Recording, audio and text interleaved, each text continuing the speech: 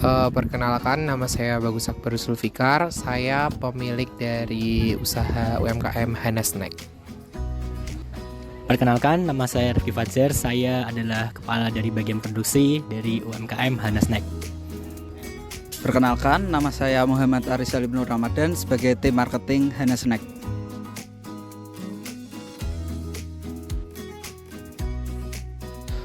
Latar belakang didirikan usaha Hana Snack itu pada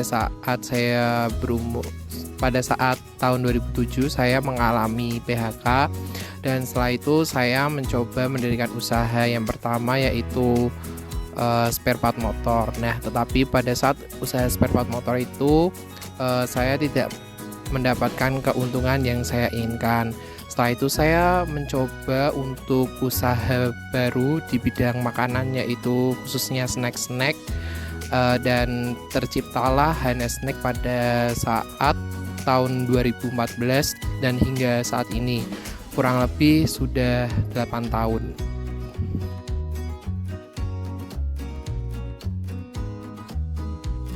UMKM Hana Snack itu menjual berbagai macam snack ya, snack gorengan seperti ini, ada ayam crispy, ada ikan pete crispy. Sebenarnya masih banyak juga, tapi ini mungkin ada beberapa saja yang kami bawa di sini. Ini juga ada stick bulat putih. Ini rasanya ada yang pedas, ada yang crispy banget nih, ada yang asin juga.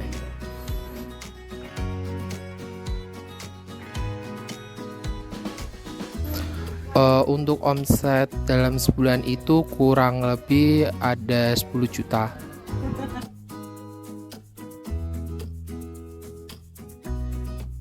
Pastinya kan namanya UMKM Snack ya, pasti kan nggak cuma satu aja nih pesaingnya. Jadi kami mau nggak mau harus tetap ada inovasi. Inovasi mungkin kami juga menambah rasa. Misal dari stick cumi ini ya, mungkin beberapa pesaing kami hanya memproduksi yang rasa asin, tapi kami di sini ada rasa asin juga ada rasa asam manis, ini ada pedas juga. Ini kami bawa ini yang varian pedas, itu inovasi kami. Kami juga memberi packaging yang menarik dan simple ya, supaya orang-orang bisa mungkin tertarik untuk membeli dari produk kami. Itu inovasi dari kami, yaitu inovasi rasa dan juga inovasi packaging.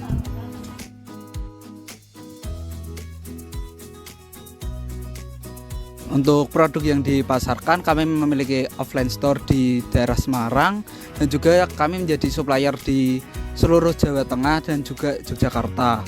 Di Semarang sendiri kita menargetkan di tempat-tempat wisata, dan juga di Yogyakarta pun sama.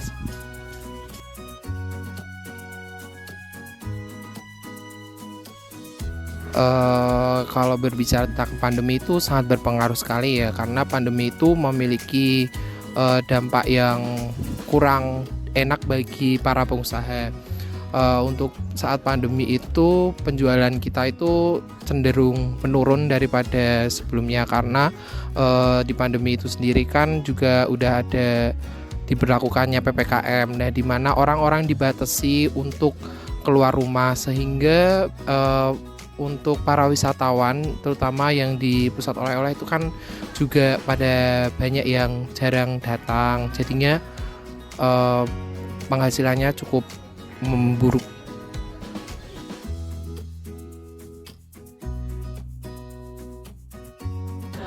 Kendala mungkin kalau sebelum pandemi mungkin kendala ada di bagian supplier ya. Kalau kan ini ada beberapa dari produk kami itu yang berbahan dasarnya ikan.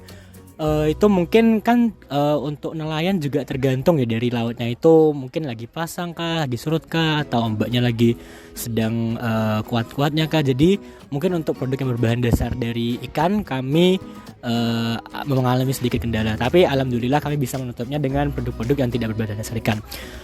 Memasuki masa pandemi ini ya ada peraturan baru ya, ada peraturan PPKM. Kami harus memotong jumlah karyawan yang datang ke rumah produksi kami. Yang biasanya mungkin kami ada 10 karyawan di rumah produksi, sekarang kami hanya membatasi menjadi 3 untuk kami agar bisa mematuhi peraturan PPKM itu. Jadi itu juga menjadi kendala kami. Itu juga menurunkan produksi kami ya. Itu juga menurunkan omset kami. sangat menurunkan omset kami. Tapi alhamdulillah kami bisa bertahan di situasi seperti ini, dan produksi ya alhamdulillah bisa lancar-lancar saja dengan jumlah karyawan yang terbatas.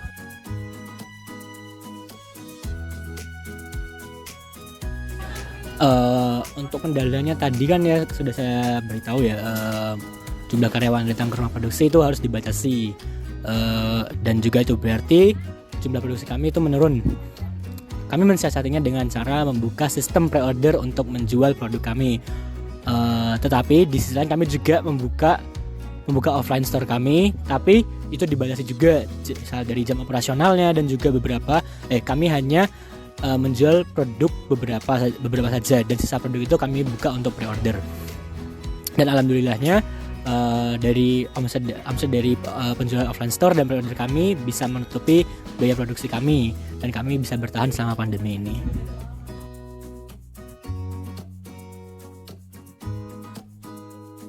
Untuk melakukan pemasaran, kita sebelum pandemi tidak memiliki kendala ya, dikarenakan kita melakukannya dengan jumlah yang cukup besar, sehingga terjadinya kendala itu sangat tidak mungkin. Dan untuk setelah pandemi ini dan memasuki masa pandemi, kita memiliki kendala, yaitu karena ada PPKM atau pembatasan sosial. Jadi kita kesulitan untuk menyuplai ke daerah-daerah yang di luar Semarang, karena tempat produksi kita kan di Semarang ya. Jadi terlalu susah lah untuk menjangkau area luar Semarang, terutama di Yogyakarta sendiri.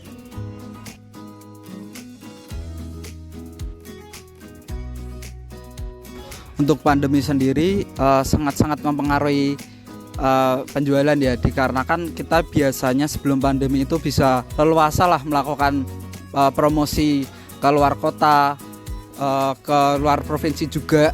Tetapi setelah pandemi ini kita terbilang cukup kesulitan untuk melakukan penjualan.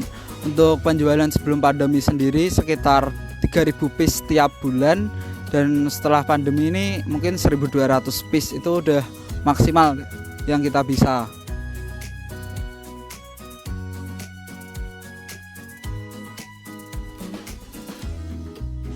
Untuk pemasaran secara online kami sudah melakukannya.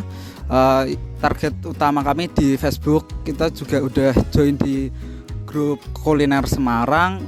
Lalu ada WhatsApp grup kami dengan cara memfollow up supplier-supplier kami. Lalu kita sudah ada di Shopee ya, namanya Hana Snack Semarang. Mungkin kalian bisa klik aja di Shopee di Hana Snack Semarang.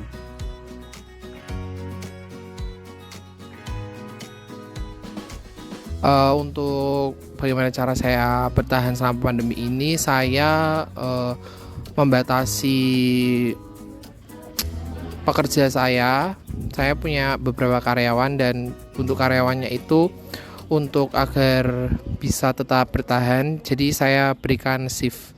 Jadi yang biasanya setiap hari ada karyawan, nah untuk setiap harinya kita batasi, jadi yang biasanya sehari 5 karyawan, sehari hanya ada 1 karyawan. Nah selain itu pada saat pandemi kan juga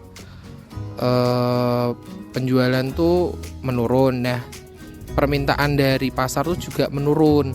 Nah kita siasati dengan kita yang berusaha meng-follow up para pelanggan, kayak gimana stoknya, terus stoknya perlu tambahin nggak. Jadi kayak kita yang lebih aktif, soalnya biasanya kan pelanggan yang minta suruh kirim barang. Nah untuk pandemi ini kita yang lebih aktif untuk menanyai pelanggan untuk berapa untuk order atau tidak.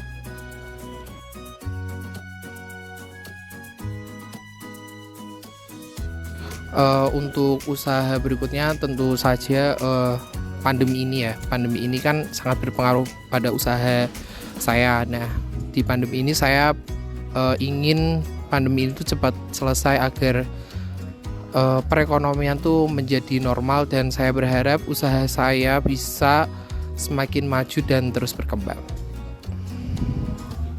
Untuk harapannya sendiri, semoga COVID ini segera hilang ya, dan kita bisa melakukan promosi sebanyak mungkin dan juga mengembangkan bisnis kita ke seluruh Indonesia kalau bisa.